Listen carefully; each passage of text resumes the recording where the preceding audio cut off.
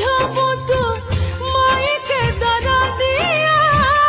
पुतवे में बसेला पहरानवा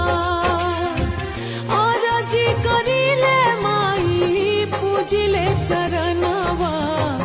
जुग जुग जिए मोर लालनवा